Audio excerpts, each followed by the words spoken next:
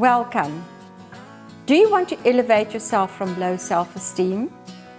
Are you perhaps punishing yourself with negative thoughts and words?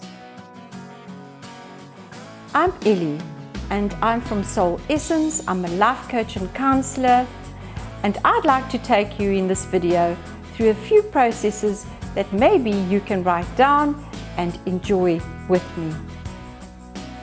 Take a piece of paper and a pen and write down for yourself what you are actually feeling and what you've achieved. In other words, you can write down your diplomas, your certificates, how you are as a person. You're kind, you're willing, you're able, and so on. And on another piece of paper, write down what your friends are saying about you. And as you are processing this with me, you are going to take these two columns and see how they compare with each other. Are they saying the same tone of voice? Are they saying the same as the right and the left of the pages? Are they amalgamating and having the same tone? Or are they different from the way that you are feeling? They might be all positive things, but you don't feel that way.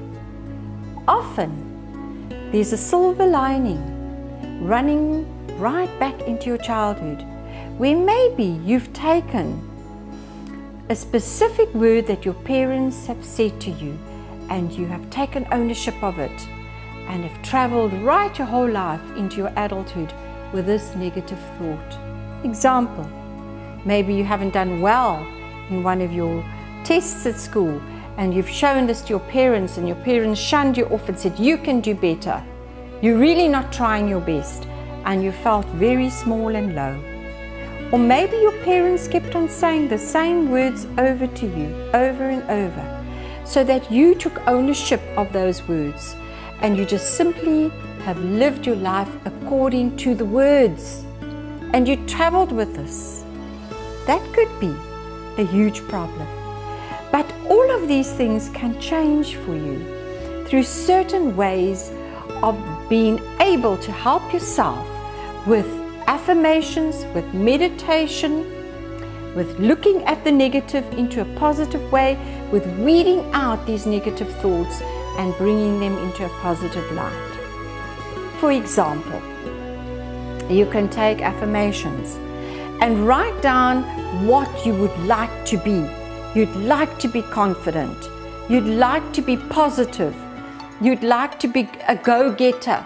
And write this on your mirror, just there where you're shaving in the morning or putting your makeup on. Write it with an old lipstick or with a Cokie and write them down. I am confident. I am positive. I am a go-getter. I am beautiful.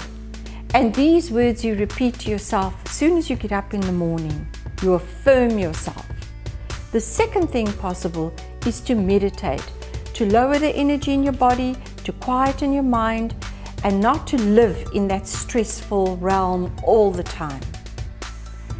There are many methods that you can use. And the other one is to self-develop. Self-development is important.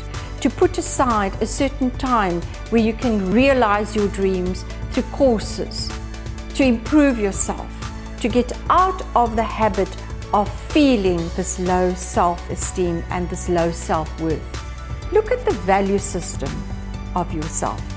How do you value yourself? Do you pass a shop and say, well, I can't afford that. No, I don't deserve it. I won't buy this for myself.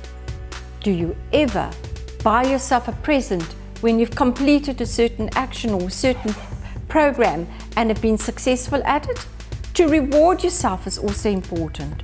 So to affirm yourself, to do self-development programs for yourself, and to be able to anoint yourself and help yourself with gifting yourself after you've finished a certain course or achieved certain aspects of development within your work or at home.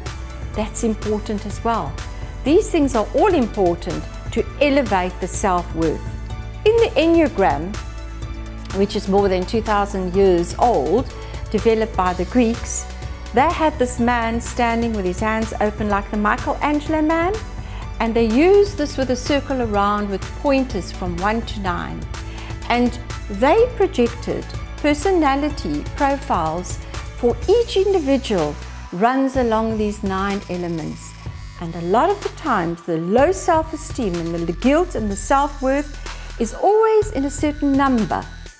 If you are doing a personality profile and you find yourself in certain aspects where you say, well, I'm born with this innate problem, I am going to feel like this for the rest of my life. No, it's not so.